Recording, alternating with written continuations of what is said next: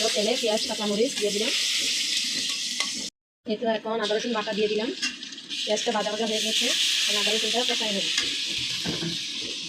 তারপরে একটু জিরা বাটা দিয়ে দিলাম, ভালো করে মশলাগুলো লাল লাল করে ভেজে নেব। এই তো হলুদ মরিচ পানি দিয়ে গুলিয়ে দিলাম যাতে কালারটা ভালো হয়। নেড়ে চেড়ে চিনির বিচিগুলো দিয়ে দিব। দিয়ে দিলাম লবণ, দিয়ে হালকা একটু নেড়ে চেড়ে নেব। এখন দিয়ে দেবো চিনির বিচিগুলো। সুন্দর করে চিনির বিচিটা কষিয়ে শিং মাছটা দিয়ে দেবো। অনেকক্ষণ সময় নিয়ে কষাতে হবে, তাহলে তরকারিটা খুব মজা হবে। এই তো শিংটা কষানো হয়ে গেছে, এখন আমি শিং মাছগুলো দিয়ে ভালো করে কষিয়ে তারপরে পানি দিয়ে দেবো।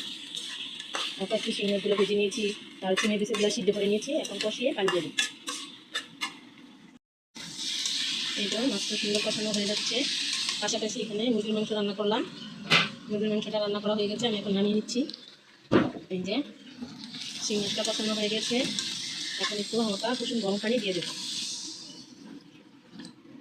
দিয়ে নেড়ে চেড়ে ঢাকনা দিয়ে রেখে দেবো। এই তো আমি এখানে দেখবো চিংড়ি মাছটা রান্না হয়েছে কিনা।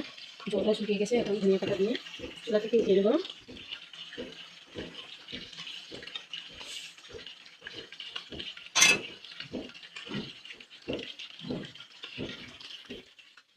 আমার শিং মাছ আর চিংড়ি মাছ রান্না হয়ে গেছে।